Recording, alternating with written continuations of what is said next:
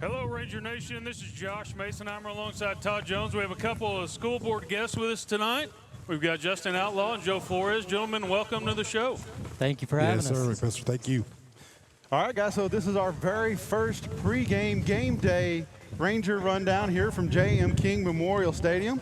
So we're ready to get – I'm excited. You ready to get things kicked off, Josh? Man, I'm ready. Yeah, we've had a bye week, so we've got a long time unfriendly rival with Monahans tonight at home. So, yeah, no, I'm definitely ready. Ready for a big game. This is just a big kickoff for us. So. All right, so we've got Justin Outlaw, Joe Flores here. Like I said, they're school board members. Guys, before we get into some picks and stuff like that, let's give you guys a chance to talk a little bit about some stuff that's been going on here recently up at the school and you know, maybe kind of like talk about the significance of the bond that just got passed. Yeah, that's good. So the significance of the bond is probably the biggest thing that's happened around here in a long time. The landscape's going to be changing around here a lot in the next few years for the better. The importance of that is, you know, giving our students and our staff the room and the best opportunities to be successful, not just here, but when they leave here and move on to whatever that is, college, career, military. We want them to be prepared for that. And that's the importance of the bond, as well as supporting our extracurricular stuff with the indoor facility and the special event center. That's all going to be really neat. Right, yeah. Yeah, you know, along with what Outlaw just said, we got an email today, as a matter of fact. There's over 3,300 students in our school district, and so and it continues to grow every week. And so we've tried to do the best we can as far as trying to prepare for facilities and room for our student athletes and our students in general, so that our school can continue to grow and expand. I know everyone's tired of seeing them portables. Yeah, yeah. Gentlemen, what was kind of the compelling event that made you want to pursue being on the board in the first place? Me? I'll let you go first if you want. Yeah, either one. Well, it's really an easy and a quick one for me. This place is just really special to me. Other than the years I was going off to college, I've been here pretty much my whole life. I grew up here, K through 12. My kids are going to go through K through 12 here. And just the people in this community are important to me and my family, and that's the reason that I did what I did. And the same with me, you know, I'm not from here. I'm from Monahans, actually. No, Joe. I'm from Lobo Land, man. Hold that for the end, Joe. But I tell you what, when we moved here, I don't want to talk too long, but we basically fell in love with Greenwood almost instantly. The way they treated my son and our girls and our family was just fantastic. And so when I was approached about being on the school board, I had been approached once, and I said, no, I'm good. Then my church asked me to volunteer or something, and I go, no, I'm good. And on the way home, my wife says, look, schools and churches are asking you to volunteer, and you just keep on saying no. Why? And I go, I don't know. She goes, don't do that again. So I said, I won't. The next time someone asks me to help out, I'm going to help. And so, hey, I've helped out. I can't believe I'm still doing this. I love doing it. I was in education for 14 years, and so I love helping students and educators, and so I'm tickled to death. Yeah. And always listen to mama. Yeah, no doubt. That's important. Yeah, no doubt. I'll add a little bit to that. Joe's been a huge asset coming from an education background onto the board. He brings things to the table that a lot of us that have not been in education, he's very helpful in that aspect, so he's been really, really good. So, guys, what is before we get into the picks? Last question: what is the one thing that you kind of love most about Greenwood? Other than Friday nights? Friday night football, baby. No, it's for me. It's the people. It's the community. It's the everybody's in it together mentality. That's what I love the most about it. How about you, Joe? The same thing. You know, Greenwood really has a tradition of excellence. And I often complain that I don't think we show it off enough. I really don't, because people really don't know how special Greenwood is. I really wish that people can come in facilities and see what an achievement in all aspects, not only in sports, but in education and all the clubs. I mean, our barbecue team is good every year. I mean, we just have a tradition of excellence here at Greenwood, and so, man, I'm proud to be here. That's great. I love that answer. Not that he was a better answer than you, Outlaw, but his answer was better than yours, Outlaw. He usually is. I want to say that Outlaw's actually cheating because he has some cards here, man. Not so I'm feeling about bad. that. These are picks. Oh, they picks. Okay.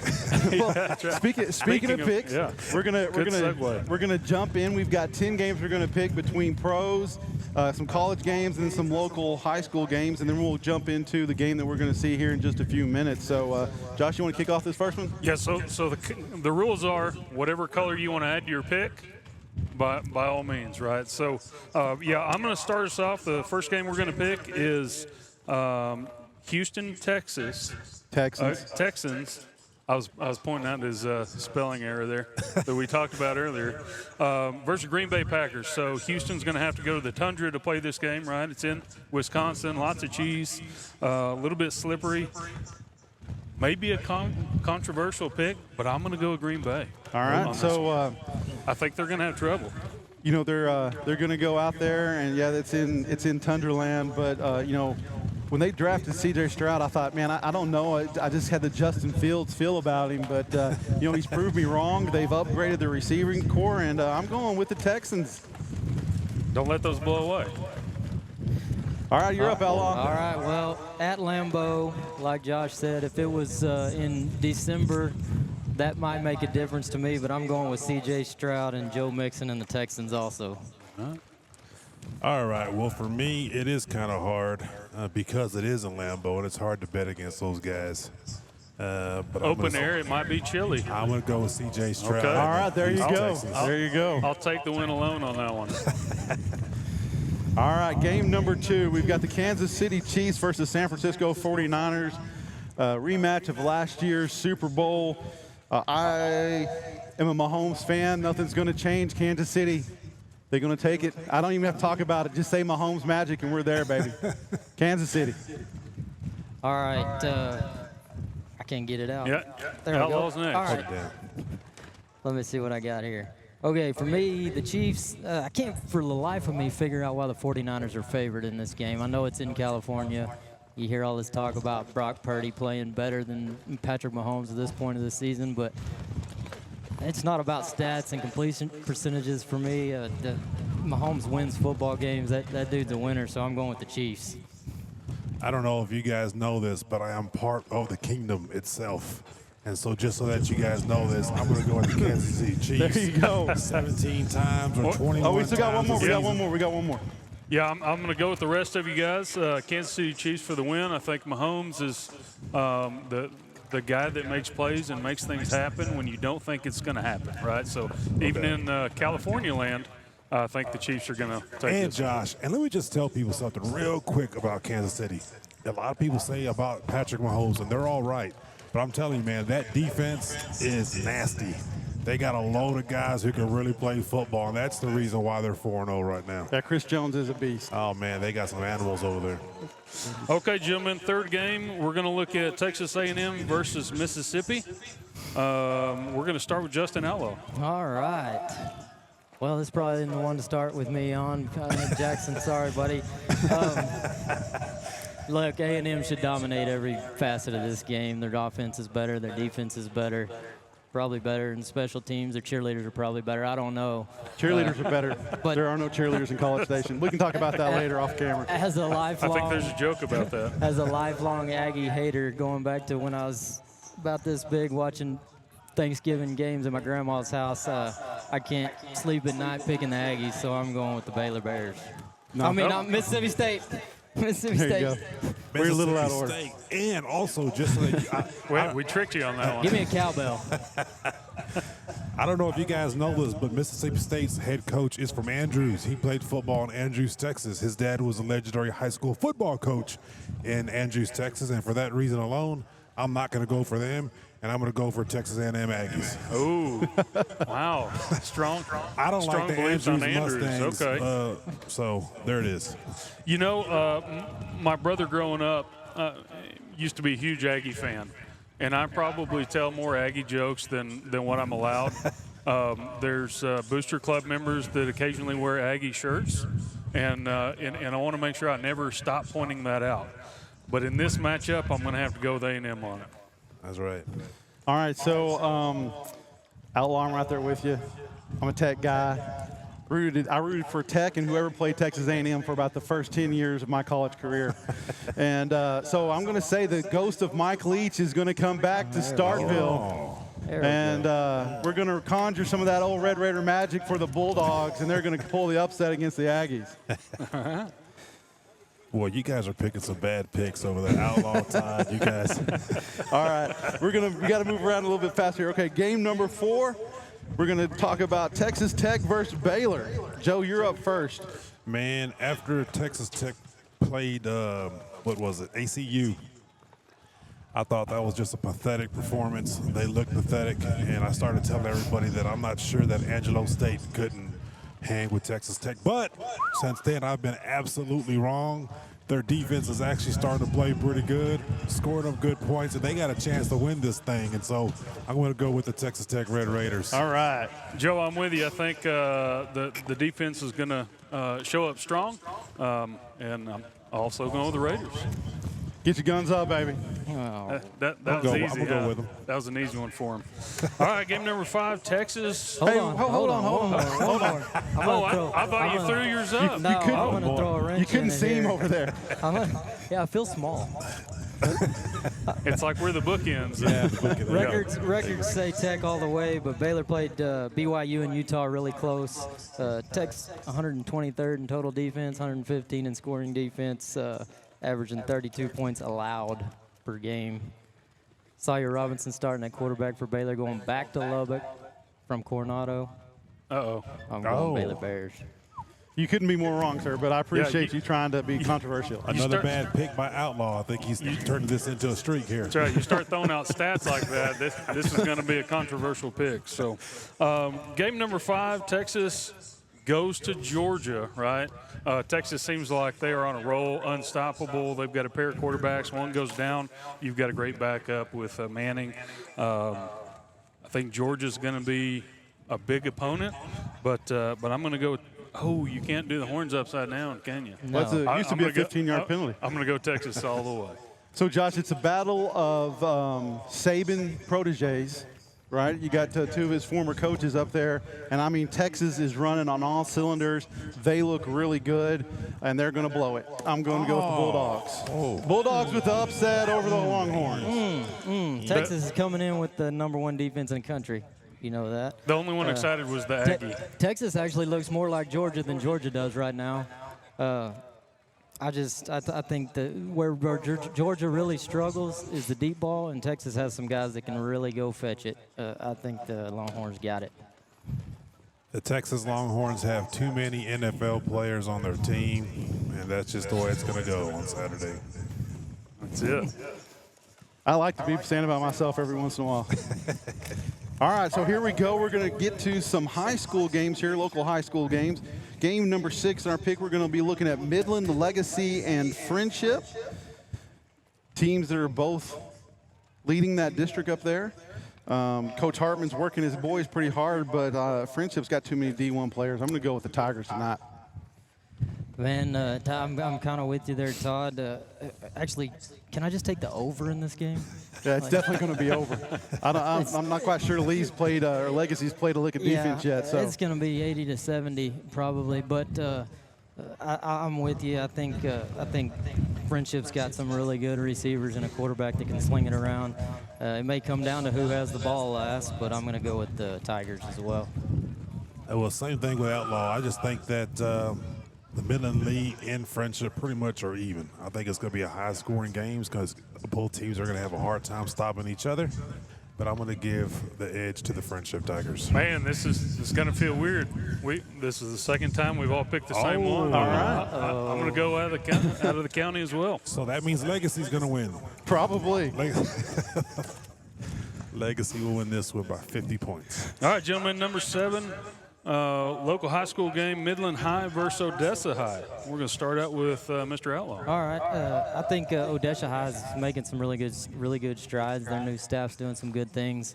I think down the road they're going to be a contender in that district, but I think just Midland High is just too much tonight. They're gonna take this one. Joe? I love the way Coach Hartman has kind of taken over that OHS program. It's always been kind of down, especially the last couple of years, but really he got those guys competing. However, they are playing Midland Bulldogs, and Midland Bulldogs love hand-to-hand combat, and Coach Fortune is the leader of hand-to-hand combat, so I'm going with the Bulldogs. Gentlemen, I'm with you. We've got Bulldogs for the win tonight. I think they've had years of good development, and that's going to pay off dividends tonight. 2 words, Elijah McCoy. No doubt. Unstoppable tonight. Bulldogs going to win. All right, we're going to move over to game number 8. We're going to be looking at the Mojo from Odessa Permian versus San Angelo Central. Joe, you're up first. This is easy for me. Not even going to hesitate. The Permian Panthers all the way. I'm going to pick Permian all season long just so that you guys know that. It doesn't matter who they're playing. I'm going for Odessa Little Permian. Mojo magic. How about you, Josh? That's right. You know, I've got a little disdain for San Angelo as well, so I'm going to go Panthers.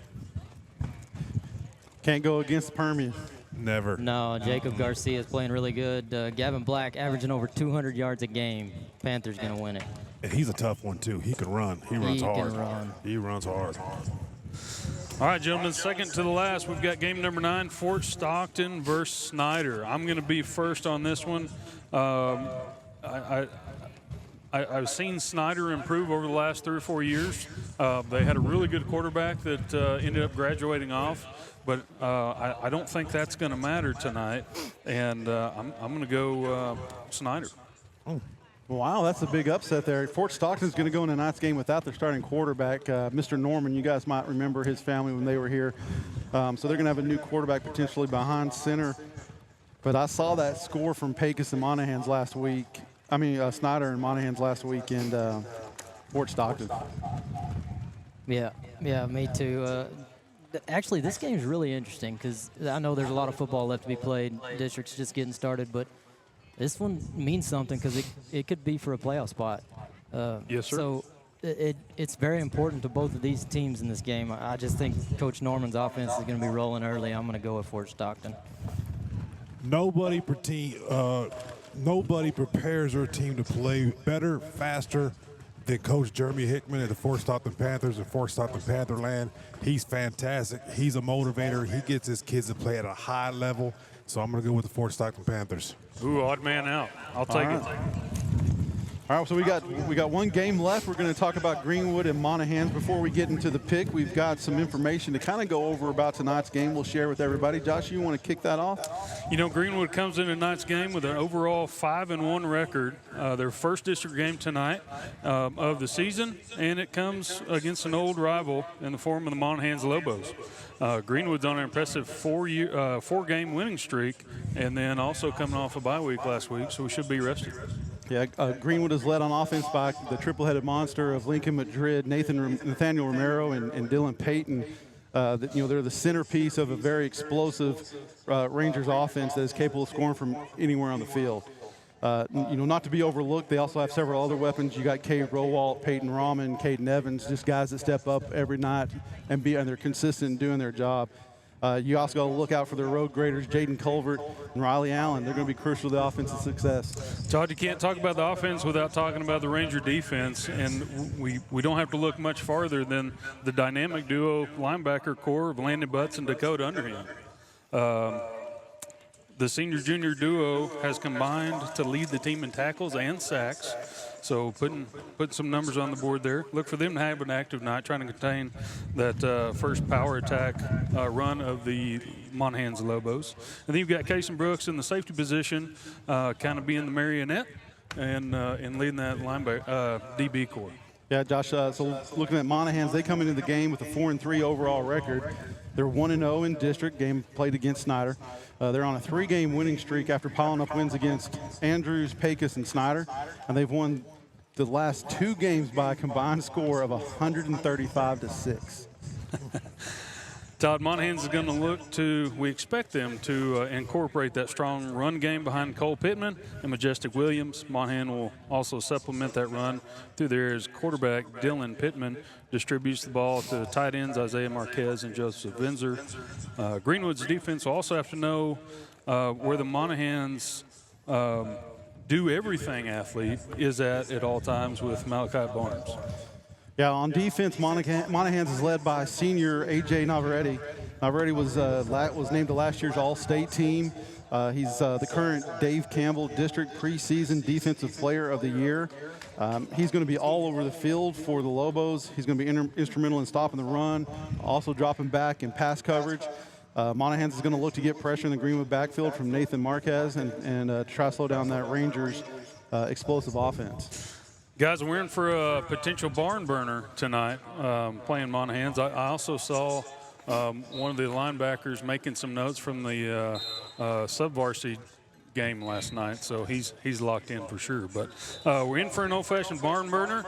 So, Joe Flores, we're going to start with you. Yeah, since you are from Monahans, have some green blood in you when you were a kid. I do, and I hope that they're not listening over there, but they may be listening a little bit. I told my wife on the way up here, I said, when I was little, my goal was to be a Monahans Lobo, right? It wasn't to be a college athlete. It wasn't to be an NFL athlete. I wanted to be a Monahans Lobo, and so I'm very proud that I was a Monahans Lobo, and I do love the Monahans Lobos, but this is going to be a high-scoring ball game. I think it's going to be hard for both of the defenses to stop these offenses. And while I do love watching the Monahans Lobos, and I think they're going to win a lot of football games for the rest of the season, they're not going to win tonight. And I'm going to go with the Greenwood Rangers, baby. All right, there you go. Josh, you're up. Joe, I think you said it well. All the stats, we kind of ran through the game of what our expectations are. And, I just don't see how we walk away from this without a win. We did talk about it. These teams are going to start out fast. They're going to score quick. There's going to be some points put on the board tonight, and it might come down to the team that had the ball at the end. That team's going to be the Greenwood Rangers. Mr. Outlaw. All right. You talked about the records coming in. Just a quick note on the overall records. You talk about sub-varsity. For Greenwood's program, not everybody may know this, as a program 7th grade up, we're 32-5-1 on the season. That's pretty good. Credit to the coaching staff and the kids for that. But talking about tonight's game, first of all, what a great thing for football in West Texas to have this game back on the schedule. It's been missed the last 2 years. Think back to the Bob Purser, Larry Hanna football coaching days back from 1998. Some of our playing days.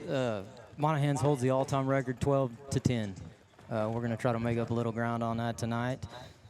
Like you said, 135 points in 2 weeks. They're doing something right. Did you say old days, 1998? Yeah, I did. That's not that old, man. Yeah, I mean, it's not, I was pointing over there. I was just thinking about 1998 ain't that old. We were in our prime. This old. Yeah. You're on a different level of old. Yeah, different level. Joe, you're still in your prime. Yeah. I'm thinking, Yeah. man. Yeah. Monahans had a bit of a rough start. They're placing probably one of the best quarterbacks we've seen around this area in a long time, and Chino Navarrete, and took a little while to get that done. They've really hit their stride lately. Lost a couple of close ones. Take out the Randall game, lost a couple of close ones by 1 score. So they've really come into their own. Greenwood, kind of let one slip away against Sweetwater, but have played really good all year.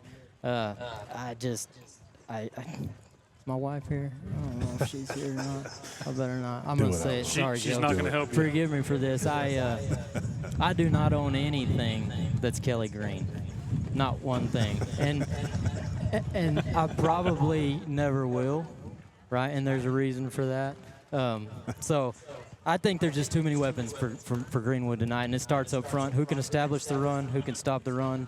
Jaden Colbert, like you mentioned, those guys, they're going to get it done tonight. We're going to run the rock. We're going to sling it around a little bit. I'm going with the Greenwood Rangers. All right. There we go.